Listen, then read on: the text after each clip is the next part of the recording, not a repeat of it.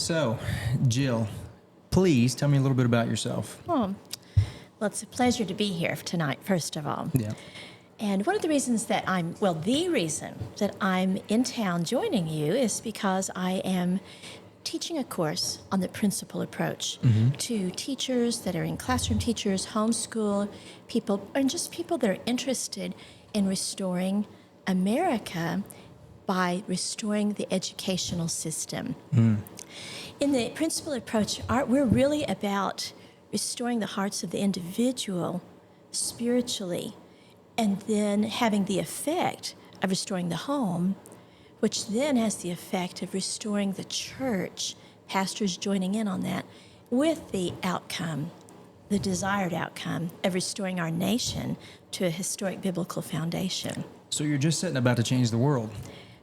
One little lesson at a time. One lesson, one family at a time. I love that. That's right. And that was one of the things that first drew me to the principle approach. Again, I am no expert where you are, and I'm one of the attendees in your class, students very much so. And it seems so simple. That it begins in the home, it begins with the family, and it expands from there. But I've heard this term a lot today, self-governance. Yes. And it seems natural to those of us Christians that have those values. But maybe you could touch a little bit on self-governance and what the seeds of that movement looks like. Well, sometimes in America, when we think about government, we picture the White House and the Capitol and Absolutely. that type of thing. But really, historically, 200 years ago, the understanding of government was more centrally located, that government was close to home. I like There's that. been a phrase said that government is most effective when it's closest to home. Yep. The closest to home government that we can have is self-government. Yes. In our society, we tend to call it self-control, but there's something about the beauty of calling it self-government because control is only one aspect of government. Webster defines government as direction, regulation, control, and restraint. And we tend to just go to control. But there's an aspect of self-governance that I have to, first of all, make sure I can give myself the correct directions, that I can experience the correct restraint, and then I don't have to go to control right away because the restraint, self-restraint, has kept me back. And then, I don't want to get to the point that I'm totally out of control, and then someone else has to control me externally. I'm not a fan of that either. Yeah. And so, like, we had some young men and a young lady in the session today, the teenagers, and they all agreed that they would really love to have a lot of liberty. But one of the things we talked about was practicing self-government, liberty with law, that understanding that law is good Yep. to a certain extent, it can overwhelm us and take over and restrain our liberties. But if we all really could be self-governed, then there's less and less need for external government, someone controlling us from the outside. I'm in agreement. I've experienced as a young man, I'm sure most of us have, of that feeling a chafing against the law of the home or something like that. But hearing it explained and knowing how needed it is for development, it fits with our model. To me, as the head of school of First Principles, it really highlights the partnership and how self-governance is the beginning, and then there's the home, including the parents, Yes. and then the school is further down the line. So there's so much responsibility on the home and on the parental unit, the nuclear family, whatever you want to call it. It's the responsibility is there, and then it grows to this encompassing of the school. Yes. And in our case, the church as well. So the school and the church, they're kind of becoming one at this point. But just with that far-reaching mentality of we're changing eventually the civil government. Yes. I like the overall picture, the mission that we've established at Salt and Light through First Principles Academy, that it is like we're not combating any other ideology. We're just going back to what worked. Right. And I love that. And I Yes. feel that's an easy mission to get behind. Yes. You don't have to be a church member to want to better the civil government. You don't have to be, a business leader to expect better out of your future employees, et cetera. Yes. And to know now with your guidance that it all comes from self-governance. It comes internally at the individual, at the smallest level, as you've said. Yes. So One of the things that we see in this model, and I know it's semantics, but semantics are important. You'll see in most schools, they'll talk about classroom management. And in management, when you go to the definition of the word and the etymology of the word, it has to do with the hand. This is manus, manual, and management comes from that. So a classroom management is literally the teacher guiding and moving everybody.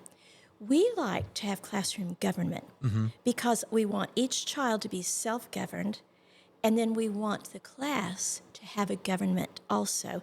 So they're learning that government is not just civil government. Yes, there's civil government, that's a sphere. But first they have to experience the sphere of me, and then my class, my home. Even a homeschool mother can have classroom government and not just family management. Yep. But training them to be governors of themselves first. Oh, this is good.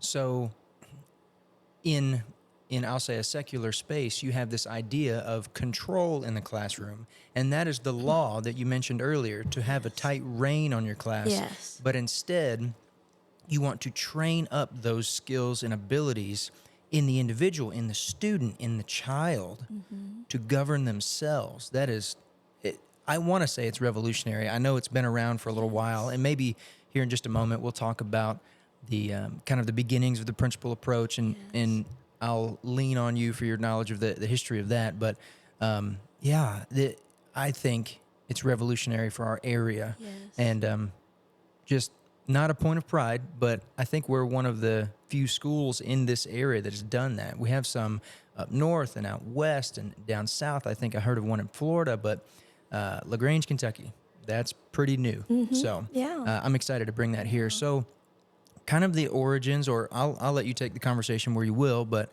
I'd love to hear about where the principle approach began. Yes.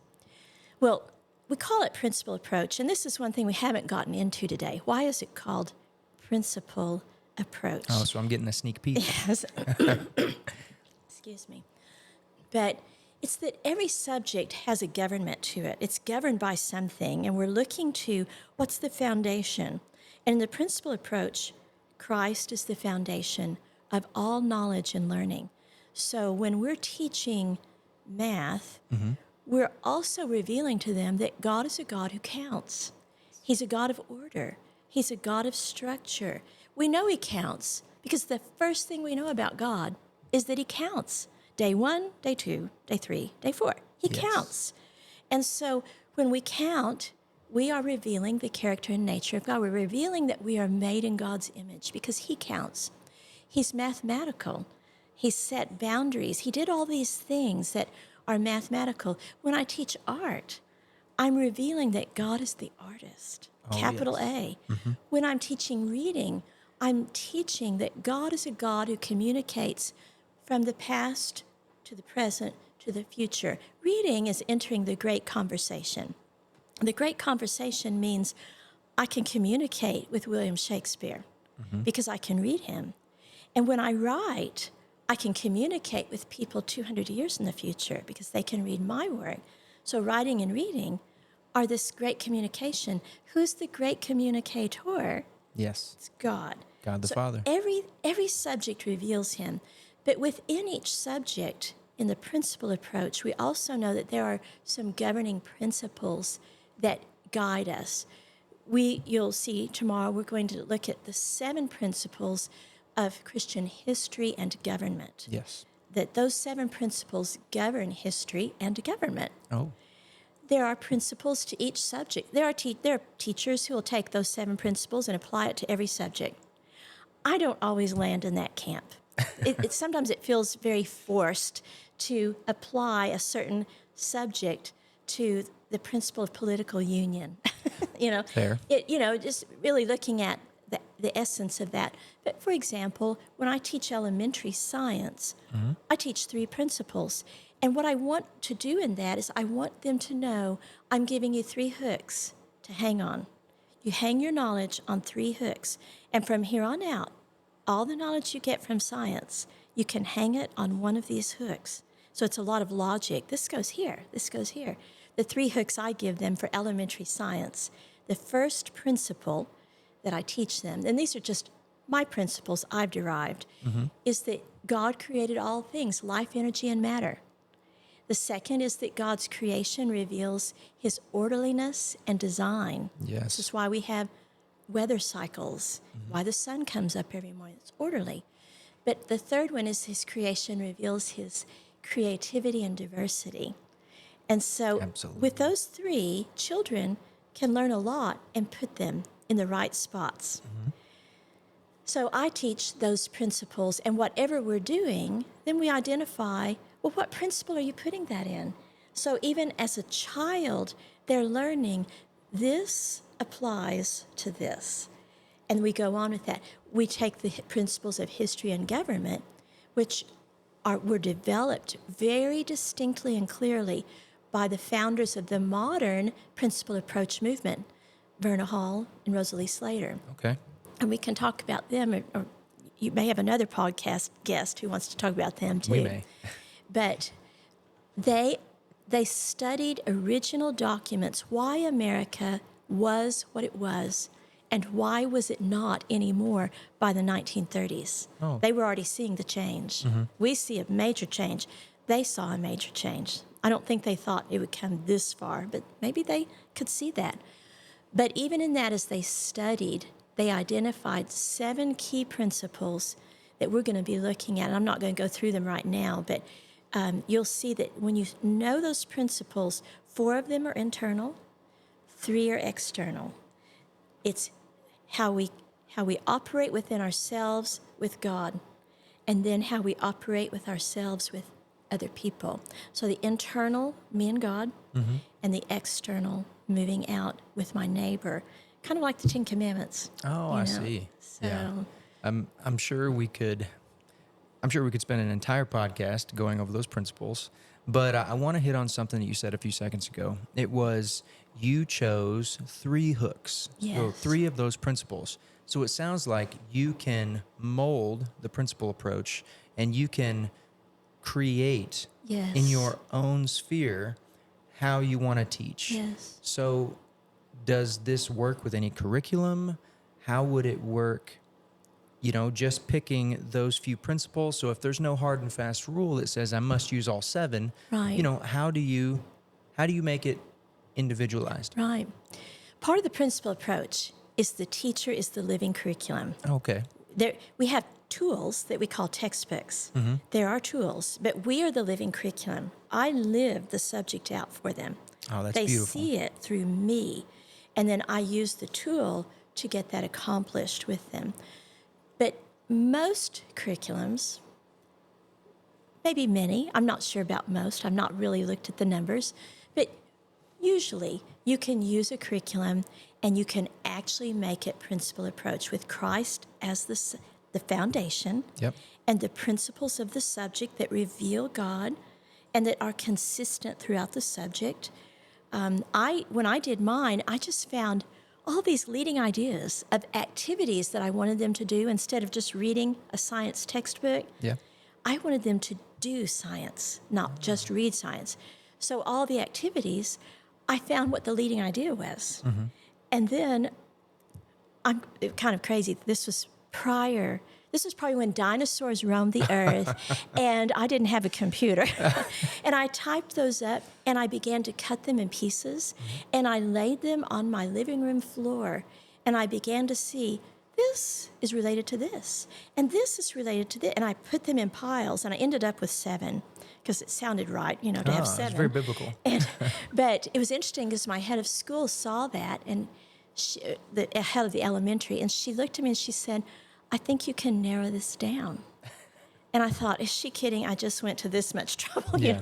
But I went back and I realized, yes, she's right. I can narrow this down to where my kids only have to know 3 things. Yeah.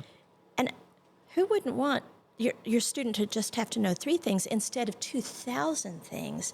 Know 3 things. Sign me up for that. Yes. Yeah, 3 things better. Yeah. Yes. Or 7 things. Or the teacher can identify the principles. Now, like the Foundation for American Christian Education has some guides, and they have principles in there.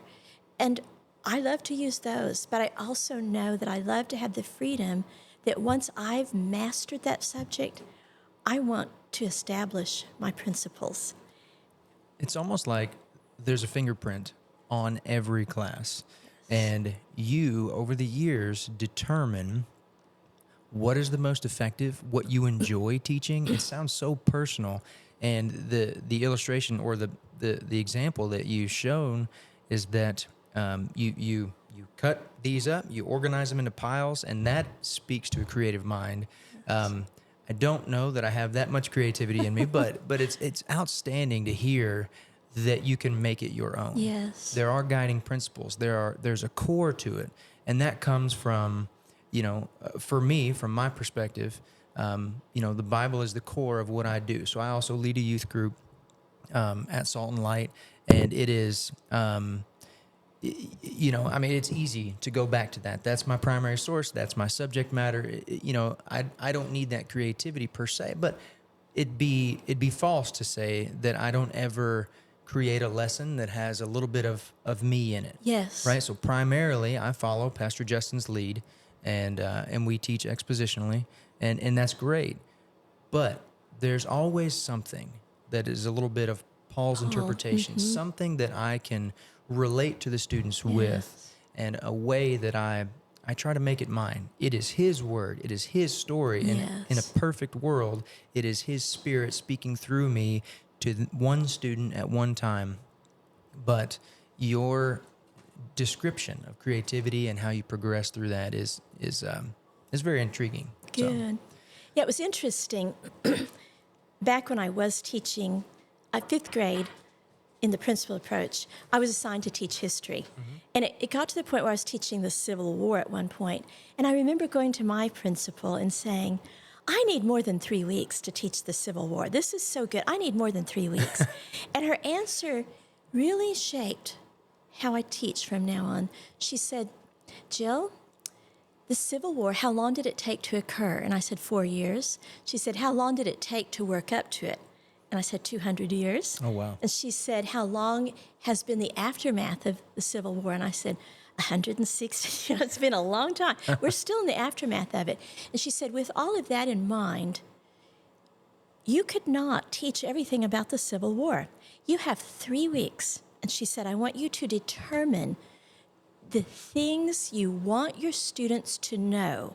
Know those things and wrap all your lessons around those, which was a very simplified form of the principle approach. I knew what I wanted them to take away.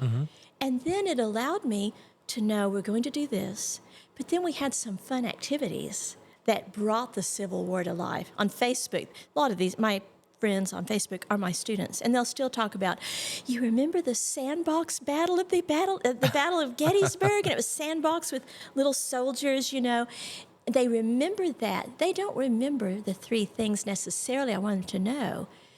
But if I question them deeply, they're in there. It's in there. That information that you imparted, it's there. Right. I love that that it translates over to, I'd say, educational realm, because when I look at ministry from my perspective, it's not always the lesson prep that's going to stick. I try and vision cast. I look 10 years down the road, and is that student going to remember the 3 bullets that I chose for a sermon? Well, no. But they may remember some of the activities, some of the memory aids, etc. But you're right. At the heart of it, what is taught, and what is blessed by the Lord and what is foundationally established on His Word is going to be written on their hearts, not because of what you taught them or not because of what I taught them, but because the Holy Spirit is at work writing on their hearts. And that's a beautiful thing, and it's a comfort for me. And I don't know, I like looking into the Yes. future and seeing or hoping and praying that Yes. they grab that, and the Holy Spirit is the one that makes a true difference. And sometimes the best lessons aren't even planned. I had to teach civil rights one time, the civil rights era, and it just wasn't my forte. It wasn't something I knew enough about to really make it something that they needed. And so I found out through our public library that I could call this lady who had come in, and she portrayed Rosa Parks in our Oh, classroom. that's cool. And she was Rosa Parks. They talked to her as Rosa Parks. She presented it. And she really did a good job from a biblical perspective. Knowing we were a Christian school, she did a great job. And it was a good lesson. And I was content. I was like, yes, this is great. Yep. I had a little girl who was one of those between the cracks kind of kids. Yep. She doesn't shine. She doesn't fail. She just kind of gets it done. She came in the next day, and this is again prior to computers. She slapped on my desk about a 7 or 8 page report, handwritten on Rosa Parks. There was no Google back then. Oh, wow. She had to go to the library and do this. She had to listen to Rosa and go to the library and think this through. And I looked at it and I said, well, Missy, this is great. I didn't assign you to do a report. She goes, I know. I just loved what I learned yesterday, and I wanted to learn more. She became an independent scholar all of a sudden. Oh, wow. And I said, that's beautiful, Missy. I said, today for history, would you just read us your report? I would love to. This is a little girl who'd never done that. I would love to. She got up, and the kids were, she wasn't a great reader. It wasn't a great report, but it was Missy's. Yep. It was her property. And the kids asked questions. And at the end of it, I said, Missy, do you know why I give a test at the end of a unit? Do you know why I assess your knowledge at the end of the unit? Well, to see what we know. And I said, well, basically, that's right. But today, you already told me what you know. You've already told me everything I needed to know.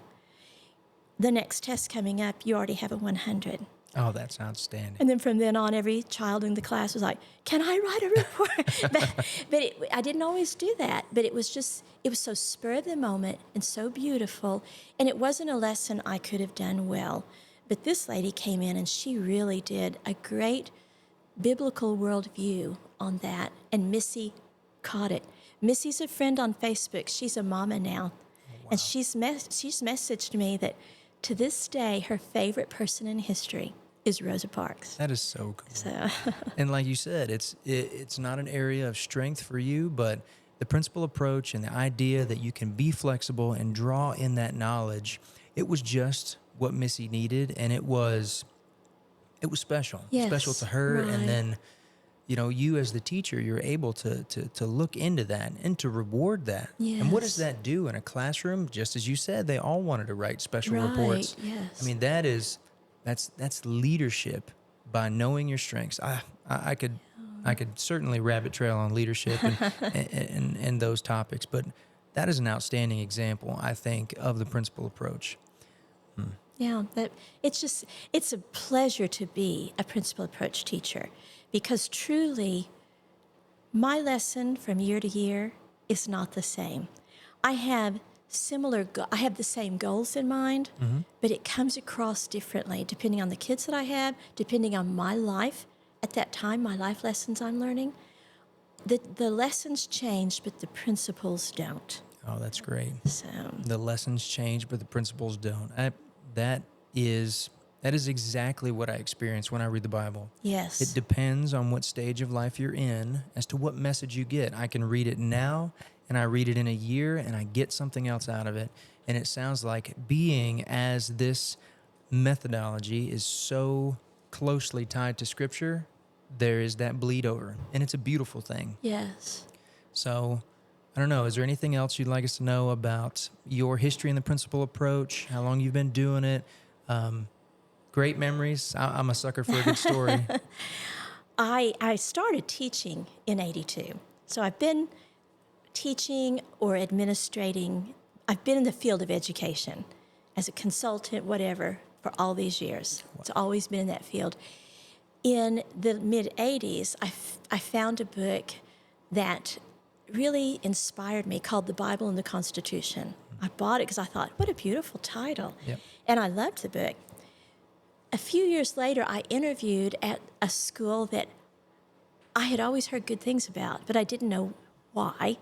But they called themselves a Principle Approach School. And it was in Oklahoma. And I interviewed to teach there. And while I was interviewing there, I'm going to rabbit trail backwards for a moment, Okay. because this is a very providential thing that occurred.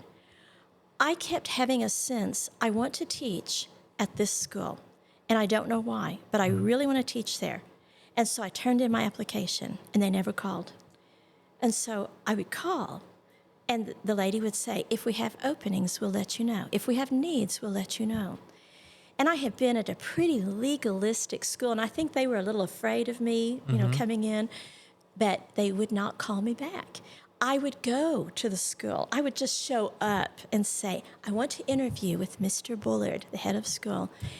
Honey, if we need you, we'll call you. If you don't call us, we'll call you, kind of Oh, thing. yeah. And so finally one day I went, and it was like, this is my last try. If I don't hear from this today, I'm not trying again. And I went in, and again the lady said, we'll call you. And I walked out so discouraged. But when I walked out, very discouraged, I got so upset because the pickup line, all the traffic in the pickup line had blocked me in. And I'm discouraged, and now I'm upset, I'm aggravated. And it was just like the Lord said, slow down, I'm in control here. Just watch me work. And my thought was, oh, he's saving me from a wreck. So I'm just going to calm down and let him save me from a wreck. And so it was, I don't know in school if you realize this, but they pick up, they line up 30 to 40 minutes early. and then you've got to wait for all the kids to come out. So it was a long time waiting. And I'm just sitting in the car. Finally, the kids come out. The cars start to move, except the car right behind me. And she could not get her engine to turn over. Oh. It would not turn over. And she keeps looking at me in the rearview mirror, and I'm sorry, And I said, it's okay. So I get out of the car, and we go look at her engine like we could really do something. Of course. We were just staring at her engine. And 3 men walked up to the car, and they looked at it, and somebody tweaked something, and one of the men got in the car and turned the key, and vroom, it started up. And so she gets in the car, and the 3 men are standing by me, and I'm standing here in the parking lot. And as she's leaving, she hollers out the window and looks at the man next to me and said, thank you, Mr. Bullard. And I said, are you Mr. Bullard? He said, yes, I am. I said, I want to teach here. I've been trying to meet you. And he said, come on in. Oh, wow. And I came on in. He had a call, and I'm sitting in there. And that book that I had bought, the Bible and the Constitution, was on his shelf. And I said, after he got off the phone, I said, I have that book. And he said, you do? Because it's a series in the Foundation for American Christian Education, it's some original documentation, but it's a winsome book. It's very easy to read. It's very winsome. It's not like deciphering through Matthew Henry or something, Very good, although he's yeah. very good, but it's an easy read, and it's enjoyable. And he said, do you have this and this? He starts bringing out the red books. I said, no. But one of them said the Christian history of the Constitution. I said, what? And I was there for 23 years. Hey, we have a friend with us. We do. Yes. Welcome in. I was there for 23 years. And he always told people, this is the only person I ever hired in the parking lot. Oh, wow. But it was that providential moment that I saw God really at work to get me there, to be blocked in, and ultimately Ralph Bullard standing beside me. And he changed my life over those 23 years. Wow. I was introduced to the Principle Approach, got to meet Rosalie Slater. She Oh, came to our school. what a We got to blessing. have dinner with her. Verna Hall had passed away before I entered the picture of the principal approach, but got to train under some great people who were educational children and grandchildren and great-grandchildren of Verna Hall and Rosalie Slater, people they had taught and that they had taught and that they had taught, and so I got to teach and learn under those people. It sounds So, like to say the Lord's timing is perfect is cliche, but in this case it was. yes. And that burning desire that you felt to keep going back, I've seen that in our hiring processes and different things like that. We've interviewed many teachers. Some have had that other experience that may have warded some away, but you just never know Right. what book is on someone's shelf and how it's going to resonate with them. And most importantly, how the Lord is going to work. I don't know if you know all of the Lord's plans, but I'm here to tell you that I don't. No, And not at all. to meet, in that manner, in that way, I mean, you can't look back on that and say the Lord hasn't guided and directed our steps to Yes. His glory. Yes. It was to your benefit, but it is to His glory. And look now, just a scant few years in the future, Yes. you're here in Kentucky teaching us. And I am a benefit. I am a recipient of all of that good training that you had, and I'm just happy to be a part of it. This training can be really overwhelming, and it's interesting that Ralph Bullard actually learned from Verna Hall and Rosalie Slater. Oh, Went to goodness. Winona Lake to a conference and heard about the principal approach. And he was the sweetest, most humble, kind man, but he was very honest. And so they all taught about the principal approach. And at the end, they were like, so what are you all going to do about this? And they looked around the room, and he said, people would stand up, I'm going to start a major school, and we're going to change New York City, and blah, blah. They had these huge, grandiose plans. And he kept thinking, what am I going to say? What am I going to say? And it came to him, and here was his answer. He said, I don't know what I'm going to do. All I know is today I heard truth. That's all he knew. Yeah. Verna Hall and Rosalie Slater, they knew this is the man. This Yeah. is our man, because he wasn't looking for the grand things. It was just, I heard truth. So interestingly enough, don't be guilty of this yourself, but you can, because it all works out fine. I'm taking notes. He knew he'd heard truth, but when he came back to school, he didn't know what to do with it. And it just sat in his mind and in his notebooks. Mm-hmm. And Verna Hall and Rosalie Slater started calling him, and he wouldn't answer their phone calls because he knew, I'm not doing anything. I'm embarrassed. I'm ashamed. I'm not doing anything. They would not give up on Ralph Bullard, so much so, as the story goes, he was working in his garden behind his house, and Starley, his wife, yelled out the back door, someone's here to see you. And he said, who is it? She said, it's two ladies. And they traveled from San Francisco to Del City, Oklahoma, or he lived in Edmond, Oklahoma, just to see him. Oh, and they wow. were not going to take no for an answer. And they just began to really pour into him. So he was poured into by people like Verna and Rosalie and Jim Rose and Ruth Smith. And all these people were coming onto our campus, and we were learning from them. But if someone doesn't know what to do with it, there's no need to be ashamed. All is well. So the Lord has us, and the Lord will put in that fire that He put in Rosalie Slater and Verna Hall. So you're saying there's truth to behind every good man is a good woman? So in this Or maybe case, two. maybe a pair of women? And Well, they're affectionately called at FACE, Foundation for American Christian Education, we call that FACE. They're affectionately called the ladies. the ladies. Well, I would say here in our time, you are one of the ladies to me. So I appreciate that very much. you. I'm so blessed to have been able to talk to you this evening. It's been a pleasure. And I look forward to the training to come. So on that note, I'm just excited to learn, Good. and I thank you for being here. Sure. And may the Lord and if bless anybody both else of us. wants to learn this, they can go to face.net. Yep. There's a drop-down tab of Learn. They can even learn online. They can learn these things. You don't have to wait for an event. Very good. So I would encourage them to just look into it, Okay. because there's such beauty in it, such truth. It really is. So Thank you so Thank much. you. It's great talking to you. Enjoyed it.